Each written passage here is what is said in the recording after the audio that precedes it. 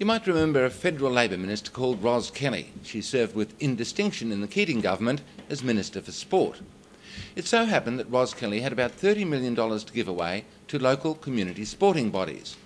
She doled this out on advice from her political staff.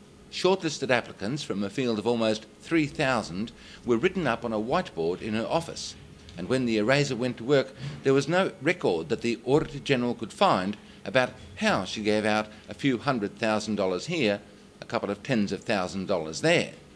But it did turn out that most of the cash went to marginal Labor electorates, public money used for political benefit, money handed out to prop up Labor, not spent on those who most needed the grants.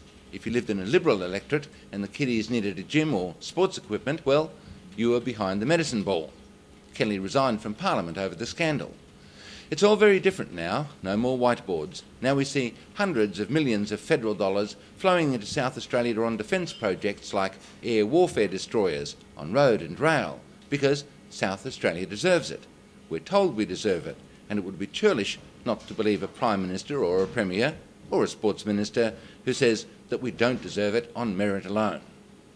We saw at yesterday's Labor official launch at Norwood. The Prime Minister introduced his friend for 20 years, Mike Rann. Good friend, I think he said. We heard Rudd praise Rann, his friend, for getting those projects, those federal funds.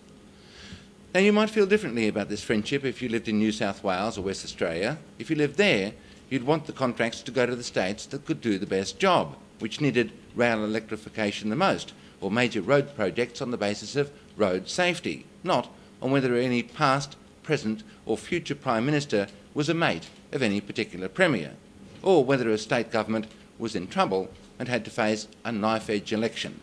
That would be a black mark on a whiteboard.